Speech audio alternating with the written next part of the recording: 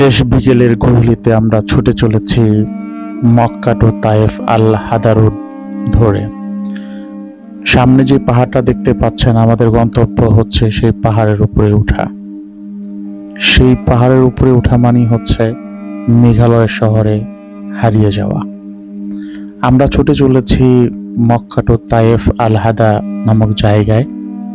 মক্কার এই হাইওয়ের চাইতে তায়েফ শহরটা প্রায় 2800 মিটার উপরে।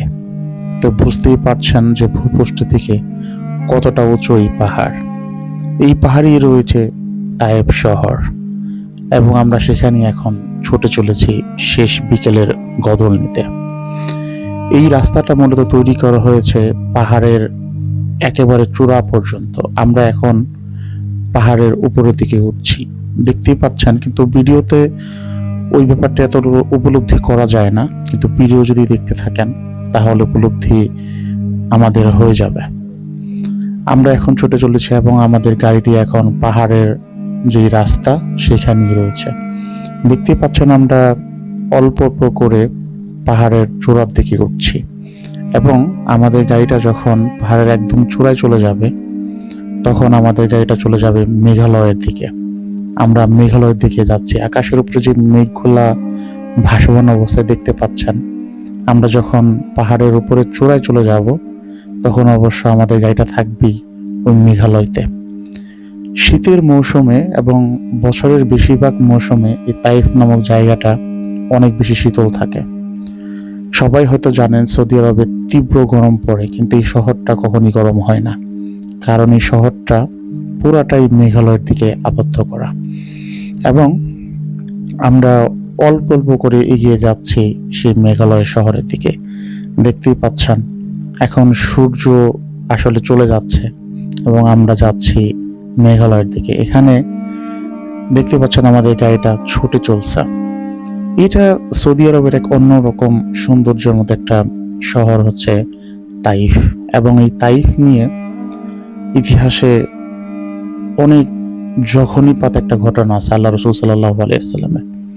যখন আল্লাহ রসুল সাল্লাল্লাহু আলাইহি ওয়াসাল্লামের কথা মক্কার কেউ শুনতেছিল না, তখন আল্লাহ রসুল সাল্লাল্লাহু আলাইহি ওয়াসাল্লাম তাইফে আসছিলেন এখানকার শাসকদেরকে ইসলামের দিকে ধাবিত করার জন্য।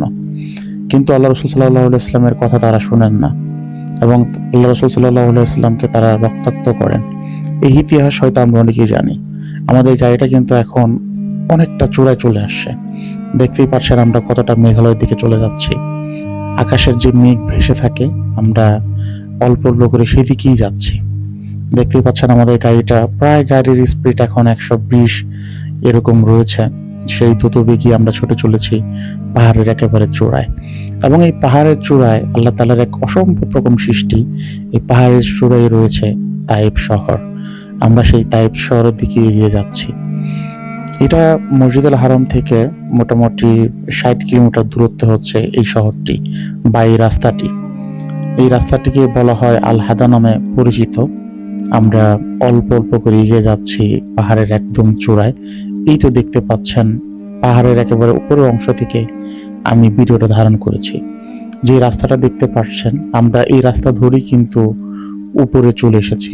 এবং দেখতে ভিডিওতে যদি লক্ষ্য করেন দেখবেন আকাশের মেঘগুলা কিভাবে পুরা শহরটাকে বিস্তৃত করছে।